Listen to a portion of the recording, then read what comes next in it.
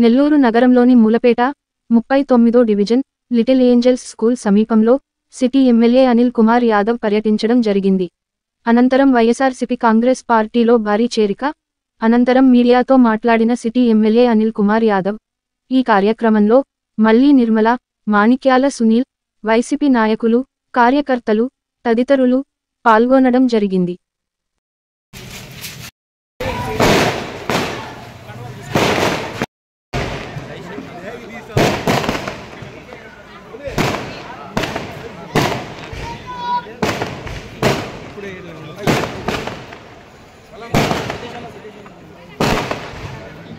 అన్న వస్తారు అన్న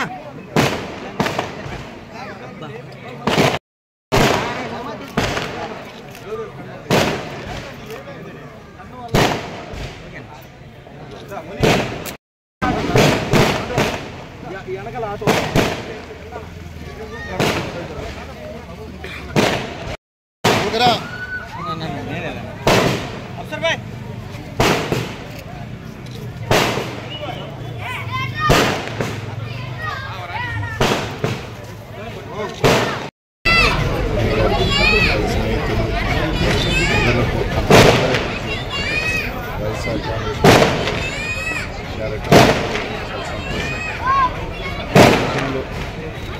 వైఎస్ఆర్ ఇంకా కూడా బలోపేతం వాళ్ళ సహకారం తప్పకుండా ఇంకా మరింత ప్రాంతాల్లో వైఎస్ఆర్ కాంగ్రెస్ పార్టీ మెరుగుపడుతుంది. తప్పకుండా వైఎస్ఆర్ కాంగ్రెస్ పార్టీలో చేరిన కుటుంబ సభ్యులు జగన్మోహన్ రెడ్డి గారి తప్పకుండా అండదండలుగా ముందుకు వెళ్తామని చెప్పి వైఎస్ఆర్ కాంగ్రెస్ పార్టీకి సంబంధించి నగర నియోజకవర్గానికి సంబంధించి ఖచ్చితంగా ప్రతి నాయకుడు, ప్రతి కార్యకర్త, ప్రతి ఒక్కరూ కూడా ఎవరు సమస్య వచ్చినా ఏది వచ్చినా నిలబడే పార్టీగా నిలబడే తక్కువ కూడా ముందుకు వెళ్తాము. కానీ తెలుగుదేశం పార్టీలో పోటీ చేస్తున్న నాయకుల్లాగా పోటీ ఏమో తెలుగుదేశం పార్టీలో చేస్తారు, కార్యకర్తలు నాయకులను వాడుకుంటారు. వారు కార్పొరేటర్లకు పోటీ చేసేటప్పుడు మాత్రం అక్కడ వైఎస్ఆర్సీపీ నాయకులకు సంబంధించి తెలుగుదేశం పార్టీకి ఆర్థిక సాయం చేయాలని ఆలోచన చేసే నాయకత్వం అవతల వైపు.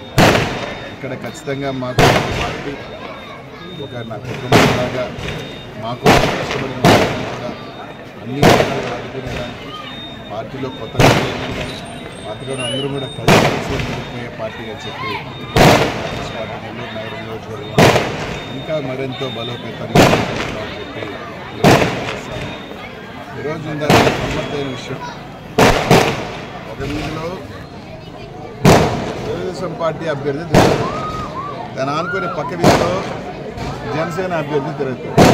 ప్రజలు ఎవరికి అభ్యర్థి, ఆయన అభ్యర్థి, ఈయన అభ్యర్థి కన్నా ఒక మంచి సలహా ఇస్తాను ఇద్దరికి కూడా, తెలుగుదేశం పార్టీకి కానీ జనసేన కానీ. కలిసే తిరగండి ఒకే ప్రాంతంలో. అక్క ఈయనకి ఓటు వస్తే ఈయనకేయండి, అక్క నాకు వస్తే నాకు ఓటు వేయండి అడగండి, సరిపోతుందిగా. జనాలకి మీరు కన్ఫ్యూజ్ అయ్యి నేను మొత్తం చెప్పినట్టుగా ఒక వ్యక్తిగా ప్యాకేజ్ ఉంటుంది. అదన్నప్పుడు కలిసన్నా పని చేస్తే పాప అవతల ఒక కార్యకర్తల కన్ఫ్యూజన్,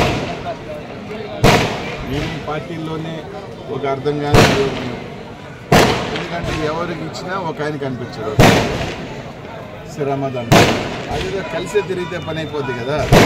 ఏ విధంగా మీరు కలిసి ఎన్నికలు మంచుకుంటున్నారు అదేవిధంగా ఇద్దరు కలిసి తిరిగేసి ఆయనకు వస్తే ఆయనకేంటి, నాకు వస్తే నాకేంటి చెప్పుకుంటే సరిపోతుంది కదా.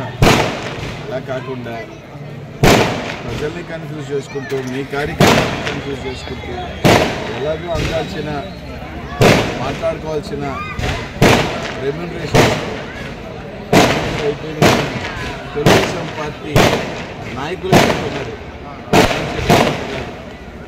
తెలుగుదేశం పార్టీకి సంబంధించిన నాయకులే అక్కడక్కడ ఎక్కడోనో పెరుగుతుందా అయిపోయింది. ఈ విధంగా పరిస్థితి ఉంది.